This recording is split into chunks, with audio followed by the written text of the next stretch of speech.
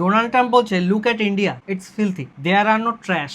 আর এখানে নাকি কোনো ডাস্টবিন নেই। এই ভিডিওটা যখন আমরা দেখলাম ভিতর থেকে কিন্তু খুব ক্ষুব্ধ এই মুহূর্তে। একদম। আমেরিকা সম্বন্ধে আমাদের মানুষকেই অবগত করার চেষ্টা করবো যে আমেরিকা আসলে কি। আমেরিকা হচ্ছে এমন একটা কান্ট্রি যেটা একটা মুখোশ পরে আছে, ভালো মানুষের মুখোশ পরে আছে। এই বিশ্বে যত যেখানে যেখানে যত সন্ত্রাস, ইনলিগ্যাল কাজ, তার মূলে হচ্ছে আমেরিকা।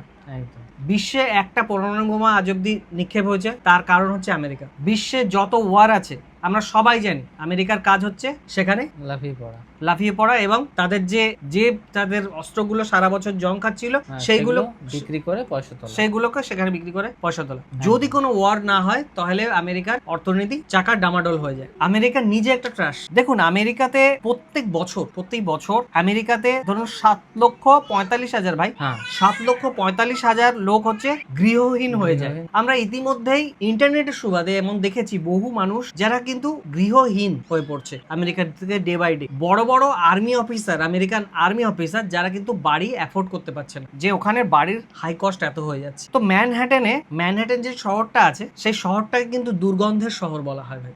পচা দুর্গন্ধ। যারা ঘুরতে গিয়েছে ওখানে বলে এত দুর্গন্ধযুক্ত, মানে নিচে যে রাস্তার নিচে যে ওদের সাবওয়ে আছে তার ভেন্ট দিয়ে এত দুর্গন্ধ, পচা দুর্গন্ধ বেরোয়। বলছে একটা দুর্গন্ধ যুক্ত শহর আমেরিকাকে বলছে। অস্কার অ্যাওয়ার্ড উইনিং এর যে সিটের যে ছবিগুলো সেটা দিয়েছে, ওখানে তো দেখলাম আমরা যে ট্র্যাশ যে যা খেয়েছে সেখানে রেখে দিয়ে চলে গেছে। যে কতটা দুর্গন্ধযুক্ত শহর হচ্ছে আমেরিকা। বহু মানুষ তাদের কিন্তু এক্সপিরিয়েন্স, তারা যখন আমেরিকা ভিজিট করতে গেছে বহু মানুষ এরকম দেখা গেছে, তারা ভিডিও করে পরবর্তীকালে জানিয়েছে তারা যখন আমেরিকা ঘুরতে গেছে তখন কিন্তু তাদের ধ্যান ধারণা সম্পূর্ণ চেঞ্জ হয়ে গেছে। তারা ওখানে যেটা এক্সপিরিয়েন্স করে আসছে সেটা কিন্তু খুবই খারাপ আইডিয়া তাদের। তারা বারবার কমপ্লেন করছে যে ওখানে দুর্গন্ধযুক্ত একটা শহর, এবং একটা আশা নিয়ে মানুষ এখান থেকে যায় যে এতদিন আমাদেরকে একটা ভুল পার্ট একটা পড়ানো হয়েছে যে আমেরিকা কত উন্নত, আমাদের দেশের থেকে কত উন্নত, একদম একটা আইডল হিসেবে আমাদের দেখানো হচ্ছে যে দেখুন এই হচ্ছে আমেরিকা, এর মতো আপনাদের হতে হবে ভবিষ্যৎ। আমাদের একটা পরমাণু যে দেশ, একটা ইনোসেন্ট দেশের উপর পরমাণু হবে সেরকম দেশ আমাদের হওয়ার প্রয়োজন নেই। আর যে দেশে এরকম ধরনের হোমলেস মানুষের বাস, আমাদের দেশকে ব্রিটিশরা শেষ করে দিয়ে গেছে। একদম ব্রিটিশরা শেষ করে দিয়েছে। ব্রিটিশরা পুরোপুরি চেষ্টা করেছে যে কি করে 100 বছর আমরা পিছিয়ে যেতে পারি এবং ওদের ওই ট্র্যাপটাতেই ফেসে থেকে হ্যাঁ, এমন বিবাদিত ওরা সেট করে গেছে, সেইগুলো কখনোই সলভ হওয়ার মতো প্রায় না। একদম। এখন যে বিশ্বের সব দেশে ইন্ডিয়ান মুদ্রা পাওয়া যাচ্ছে, ইন্ডিয়ান বড় বড় তাম্রপত্র পাওয়া যাচ্ছে, সেখানে মুদ্রা পাওয়া যাচ্ছে। ইন্ডিয়ান যে ইকোনমিক একটা রুট ছিল, ইকোনমিক একটা হাব ছিল, সেটা এখন পাওয়া যাচ্ছে। ঠিক আছে, এখানে সমুদ্রপথে ব্যবসা হতো, সেটা পাওয়া যাচ্ছে এখন। তো 30% জিডিপি ছিল, জিডিপি শেয়ার করতো ইন্ডিয়া হচ্ছে, সেখান থেকে আপনি জিরোতে নামিয়ে দিয়ে গেছেন। ঠিক আছে, সেখান থেকে আমরা রিকভারি করছি। আপনি যদি এখন ট্র্যাশ দেখতে পান চতুর্দিকে, তাহলে সেটাও কিন্তু একটা ভাবনার চিন্তার একটা বিষয় আছে। ইউটিউবের সুবাদে ধরো কিংবা ইন্টারনেটের সুবাদে এরকম দেখেছি যে চিকিৎসা ব্যবস্থা কিন্তু আমেরিকার মোটেও ভালো নয়, অনেক কস্টলি হতে পারে, অনেক কস্টলি। একটা সামান্য পায়ের ধরুন ইনজুরির জন্য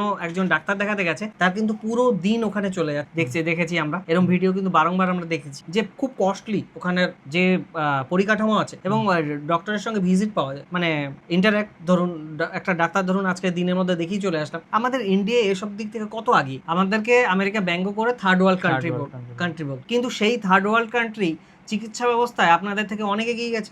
আমরা এর জলজ্যান্ত উদাহরণ দেখেছি, কোভিড-19 হয় তখন এর জলজ্যান্ত উদাহরণ দেখেছি। আর ডোনাল্ড ট্রাম্প বারবার হয় হুমকি দিয়ে নয় বিনয়ের সঙ্গে বলছে বারবার ওদের দেশে মেডিসিন পৌঁছাতে। জ্বরের মেডিসিন পর্যন্ত ওদের দেশে ছিল না, গ্যাস্ট্রিকের মেডিসিন যেগুলো হয় সামান্য, সেগুলো ছিল না ওদের দেশে।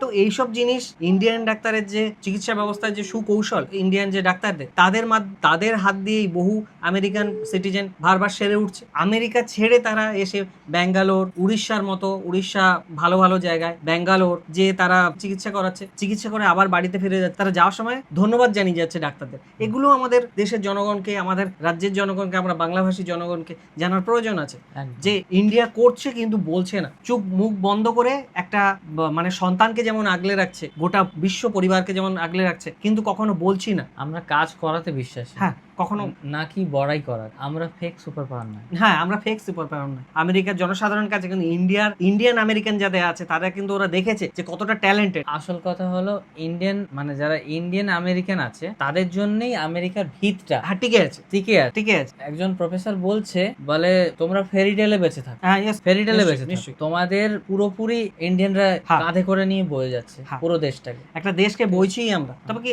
ইন্ডিয়ান আমেরিকান যারা আছেন বিশ্বাসী, নির্ভরযোগ্য, ট্রাস্টেবল পারসন হয়।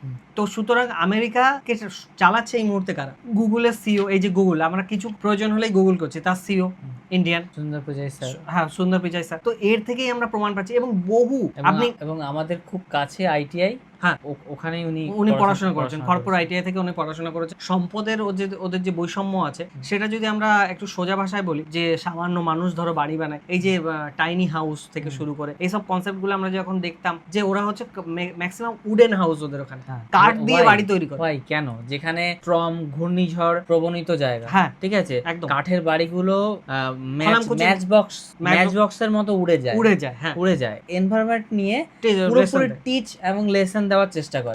হ্যাঁ, গাছ কাটবেন না, ই করবেন না, কিন্তু নিজেরা গাছ কেটে কেটে ঘর বানায়। প্লান্ট খুবই জরুরি হ্যাঁ আমাদের জন্য, কিন্তু সেটা দিয়ে যদি তুমি ঘর বানানোর জন্য ওয়েস্ট করো, হ্যাঁ, সেই সম্পদটাকে, একটা যেটা কার্বন ডাই অক্সাইড, যেটা মানুষ এত গাড়ি চালিয়ে নষ্ট করে ফ্যাক্টরি বানিয়ে, ওদের সময় ওরা ফ্যাক্টরি বসিয়ে নিয়েছে, শিল্প বিপ্লব, বিপ্লব সব করে ফেলেছে। হ্যাঁ, তারপর যখন আমাদের সময় আসছে তখন কয়লা নিয়ে জ্ঞান, আইসল্যান্ডের বরফ আমাদের জন্য ঘষে যাচ্ছে, আইসল্যান্ডের বরফ আমরা ঘষে দিচ্ছি।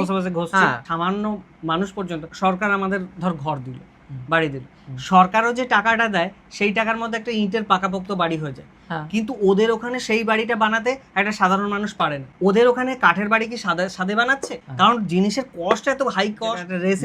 রেসিজম যেটা বলে, হোয়াইট এন্ড ব্ল্যাক, হ্যাঁ, রেসিজম যেটা বলে, ওদের ওখানে রেসিজমটা প্রচুর। একটা আমেরিকার মতো অত বড় দেশে আমাদের এখান থেকে কোনো স্টুডেন্ট যে যখন থাকার চেষ্টা করে, যে পড়াশোনার তাগিদে যখন যায়, ভালো আশা নিয়ে যায় যে আমি ওখানে যেহেতু বড় বড় কোম্পানিগুলো আছে তাতে চাকরি করব বা কিছু এরকম আশা নিয়ে যখন যায়, তখন তারা ভিডিও বানায় যে আমেরিকাতে পরিবহন ব্যবস্থা কতটা সঠিক। আমাদের এখানে তখন ই রিক্সা থেকে শুরু করে অটো, টোটো, যাতে হোক কিন্তু আপনি বসে কোথাও না কোথাও যেতে পারেন, কম বাজেটে যেতে পারেন। কিন্তু ওদের ওখানে এরকম পাবলিক ট্রান্সপোর্ট খুবই কম, নেই বললেই চলে। ওখানে হচ্ছে প্রভাবশালী মানুষ যারা আছে না, তারা হচ্ছে ওই সমাজটাকে চালায়। কোম্পানি আছে যারা পুরো আমেরিকাটাকে চালাচ্ছে। ইন্ডিয়া থেকে যারা গেছে তারা প্রতিনিয়ত যে কমপ্লেনটা করে, ওদের যে প্রতিবেশী আছে, একটা যে সোসাইটি হয়, প্রতিবেশী নিয়ে সোসাইটি হয়। আমাদের এখানে কি, একটা লোকের বাড়িতে যদি ধর আগুন লাগে ছোট, আমাকে ছাড়া আমি জলের বালতি দিয়ে বুঝিয়ে দেবো, বলে কি আমেরিকাতে ফায়ার ব্রিগেড চলে আসবে, কিন্তু প্রতিবেশী আসবে, এরকম একটা কেয়ারলেস অ্যাটিটিউডে থাকে। মানে কি ওখানে মানবতার অভাব। আমেরিকাতে এক ধরনের চেয়ার ওরা ইনভেন্ট করেছে কি, মানে মানুষকে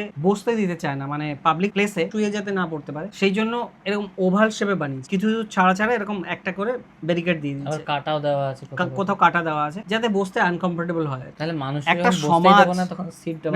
সমাজ যখন এতটা ক্রুয়েল হয় না, যে আমার জায়গাটা পরিষ্কার রাখতে হবে, মানুষ বাঁচুক না নাই বাঁচুক তাতে কোনো অসুবিধা নেই।